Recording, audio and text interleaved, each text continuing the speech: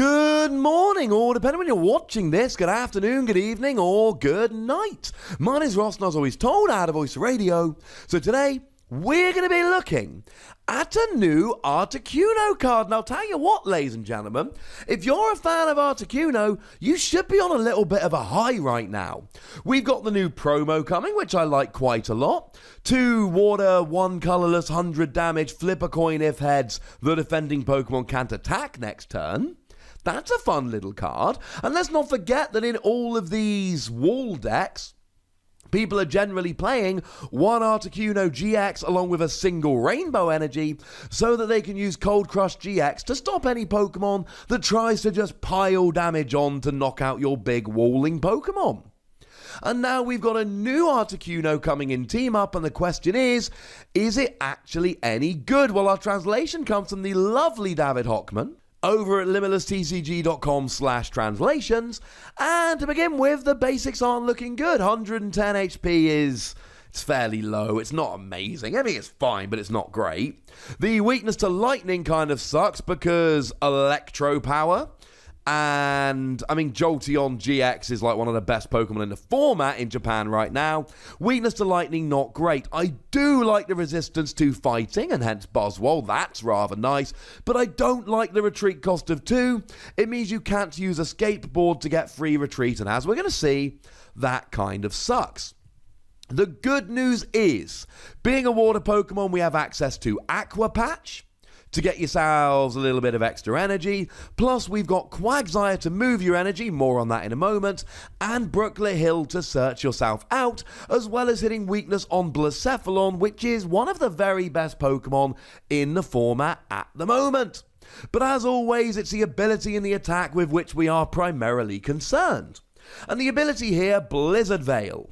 While this is your active Pokemon, whenever your opponent plays a supporter card from their hand, prevent all effects of that card done to your benched water Pokemon. It's a water version of Ribombee. Now, Ribombee is a massively underplayed card.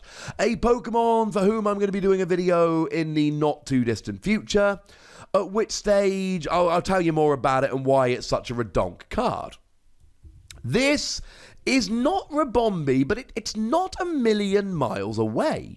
Now, Ribombee blocks effects of supporter cards done to your fairy Pokemon, as long as it's on the bench, whereas Articuno stops effects of supporters to your water Pokemon, as long as it's in the active. Now, generally speaking, this is worse, because now we've actually got to have a good attack on Articuno. Ribombee gets to sit and chill on the bench and be like, don't worry, boys, I got this.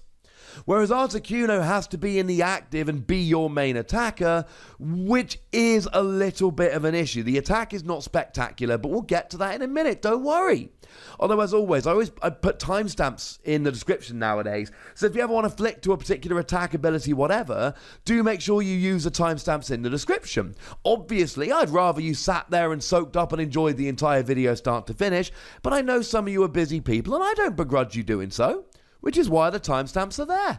Now, this is a nice ability because there are plenty of supporters out there that your opponent is going to want to play.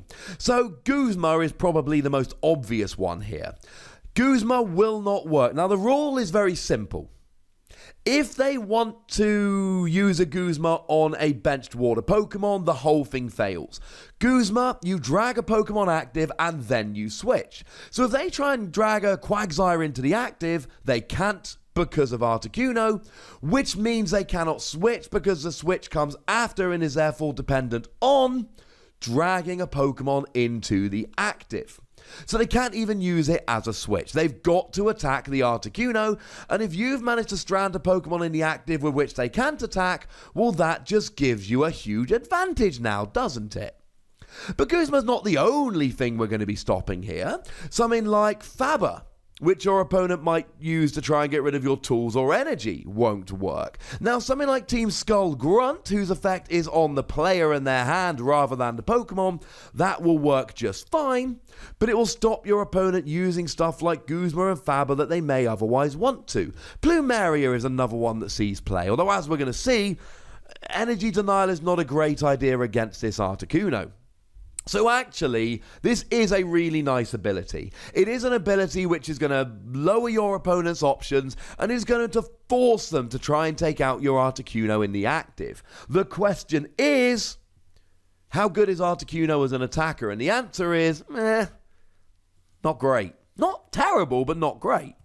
2 water energy, 70 damage, and you move 2 water energy from this Pokemon to one of your benched Pokemon. Now, if you're playing Quagsire, moving the energy here is actually really, really nice. Because what happens is you attack with Articuno, and then you move the energy to your benched Pokemon, maybe even the Quagsire. And that means if your opponent gets a KO on the Articuno, you lose the Pokemon, but you do not lose the energy. And a lot of the time here I'd be saying, well, the problem is your opponent can then Guzma up and KO the Quagsire, at which point you've lost the energy and now you don't have enough energy to attack with Articuno. Oh, wait a second.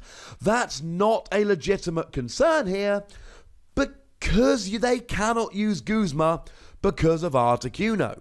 As soon as you've got 2 energy in play, this becomes a nice attack because you're doing 70 damage and then you've not got any energy to lose. Your opponent can't really take out the bench because of your ability, so they're forced to try and knock you out, and even if they do, you're not losing any energy. And the fact that you're not losing energy here is wonderful and brilliant and awesome and good.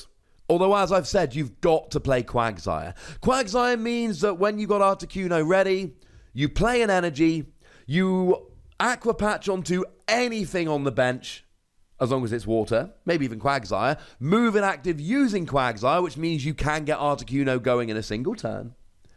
And then when you attack, you move it to the bench, and then either that Articuno, if it survives, or another Articuno, or whatever, you can move the energy up afterwards. And if this had more HP, this would be a great candidate for something like Ace Roller or Max Potion.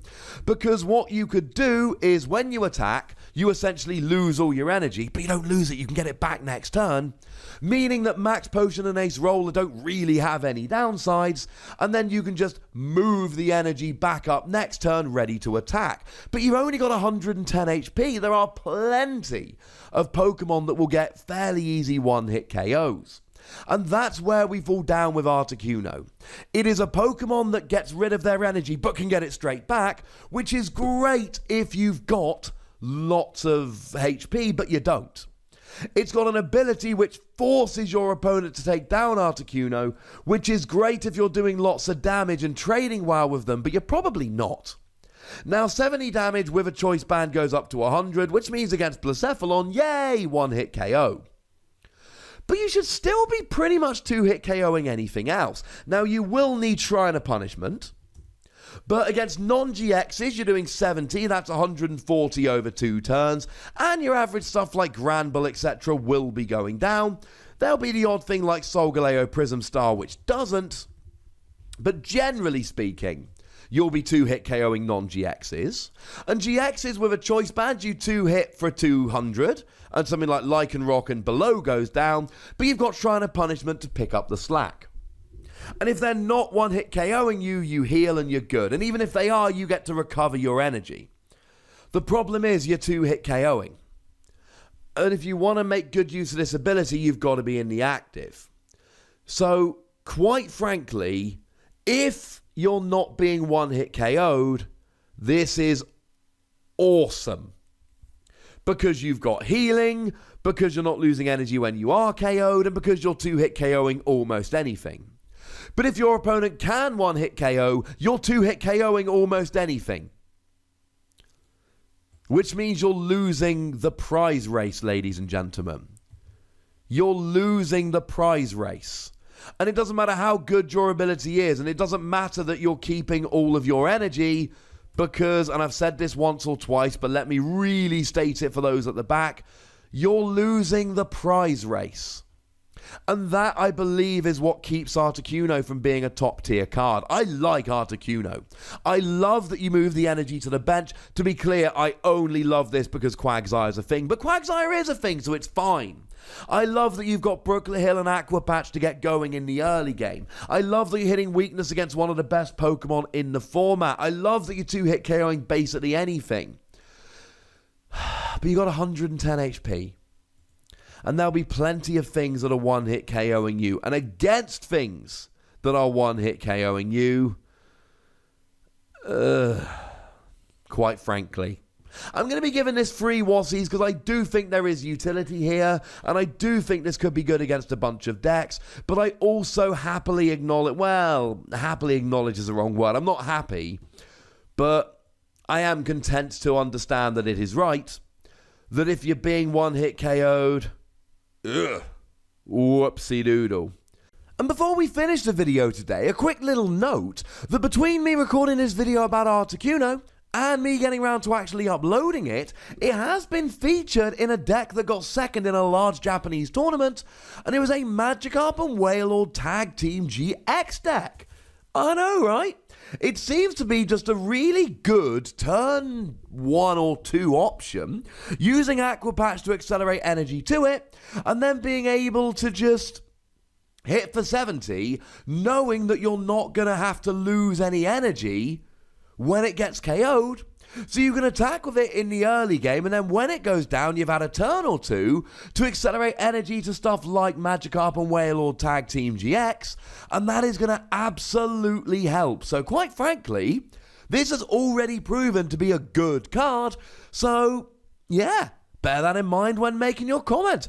I was not loving it as much as I should have done, and I'm already starting to think I might not be high enough on this card. It seems like in any deck playing Quagsire and Aqua Patch, which will be a lot, it's a really good turn 1 option. So you know what, ladies and gentlemen?